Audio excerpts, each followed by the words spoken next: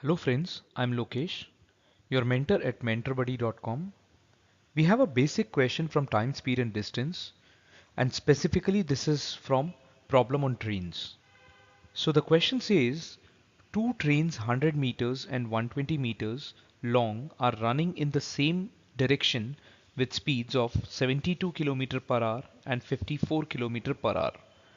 In how much time will the first train cross the second? So let us understand what the question says. As it is given that there are two trains, let me assume that the trains are A and B. So when we talk about two trains running at two different speeds with two different lengths, for example 100 meters, and let's assume the another train being 120 meters. So these are the two trains because they're running in the same direction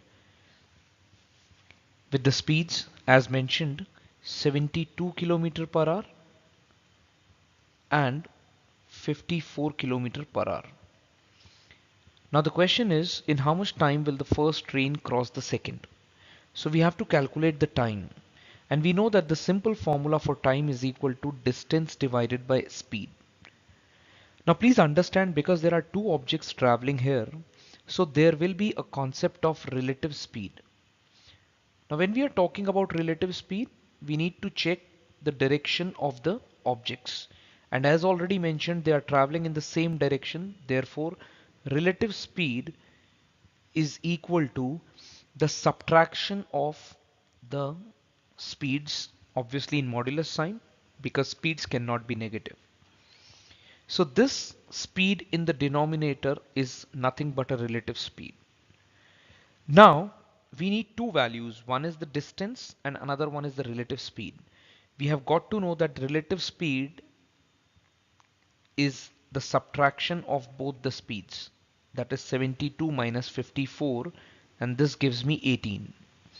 18 kilometer per hour. Now please understand, because the distances are in meters and time in the option is given in seconds. So we need to have a unit change with respect to meter per second. So this kilometer per hour should be converted into meter per second. And to convert kilometer per hour into meter per second, we have to multiply it with 5 by 18. Thus we get meter per second, which gives me 5 meter per second.